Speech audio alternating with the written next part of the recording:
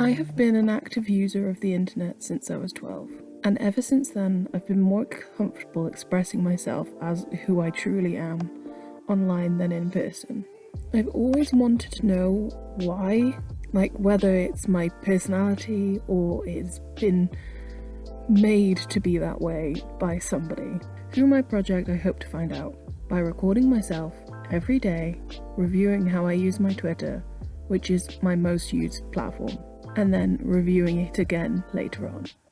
The first thing I feel I can conclude is I do not use Twitter as much as I think I do. On my analytics on my phone, it's like my 4th social media on my list, but I always feel like I am consistently on there. Maybe that's because it's the place I post the most, but I don't interact with anything on like trending or that kind of thing, just posts that my friends make. Maybe that's why I feel so comfortable using it, because I don't see the wider outside of my safe internet bubble. Secondly, I never actively thought about it, but when I first went on the website, there was a pop-up asking if I wanted to use cookies, and unfortunately at the time, I did not know what that was. But it turns out the vulnerability I let myself have online has opened myself up to being a data well for these companies who only want to sell me things. So I had a bad day mentally yesterday, and I was tweeting about it. And then I had advertisements for these mental health boxes things. And all I could think was I didn't have those before. Oh, I have. But I've never just stated no. I usually don't put mental health, I probably put sad.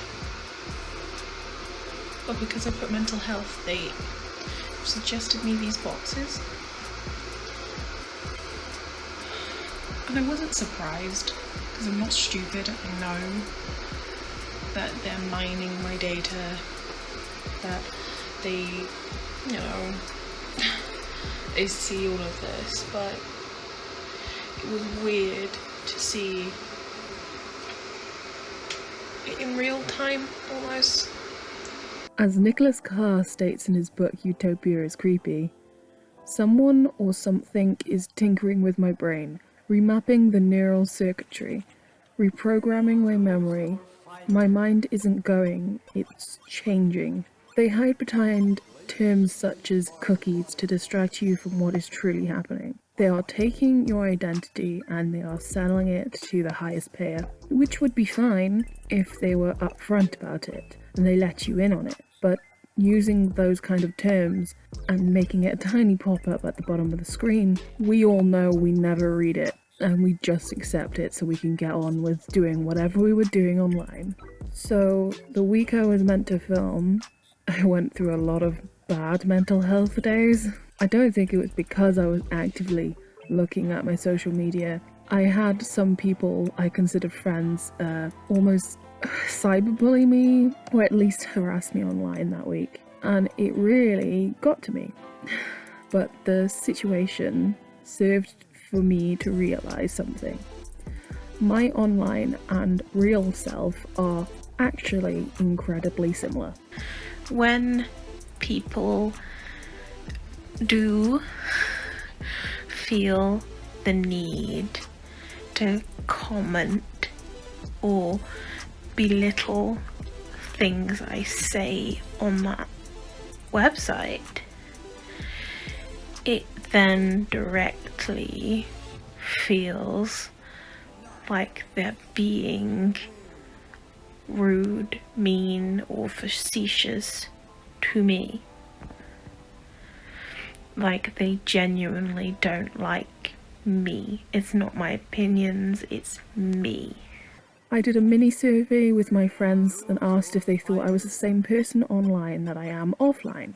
And it was a resounding, you're the same, just more aggressively vocal about your opinions online. And I think that's because I have an audience, no matter how small it is.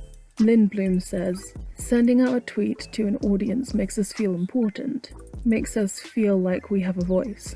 I always assumed I was different in reality because I simply know that I am one in billions in the real world. But the interactions and likes online made me feel important, made me feel like something about me online made me important.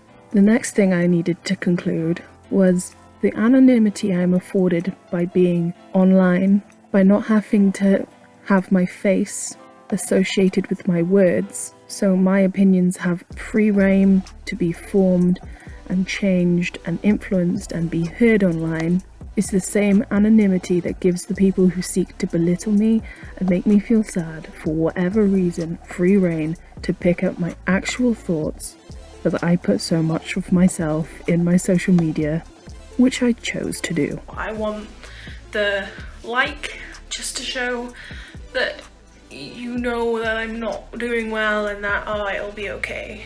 But with all that said, I'd never leave social media. I simply block them and wait until it happens again and keep blocking people until I realise it's the medium that's let people do this stuff, not the people.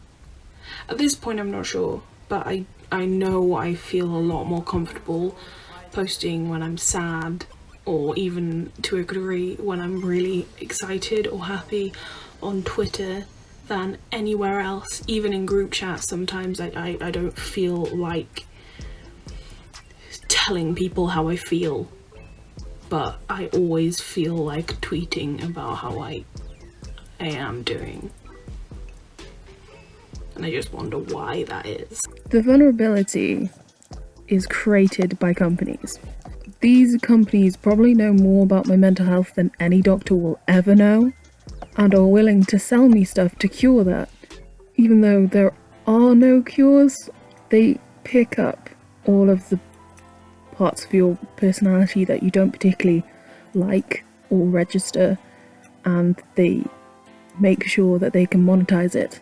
The final thing I wanted to conclude is the age which I started being able to be a personality online has created me as a person and as a data subject. In Lim Bloom's article, he says, the instant access to communication that the social media provides to the youth is crippling. I think he is both right and fundamentally wrong.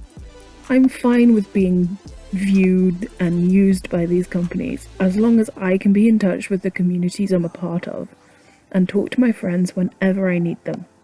Some of my absolute darkest days have been remedied by people talking to me online, but I do agree, when you are sucked into the world from a very young age, you end up forgetting to keep up a barrier, to keep on remembering that online isn't everything, and the ideals of the online world, such as beauty.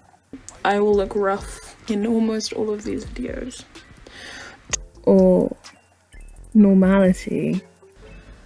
It's because she's also like shitposty and a bit mental. Your own sometimes.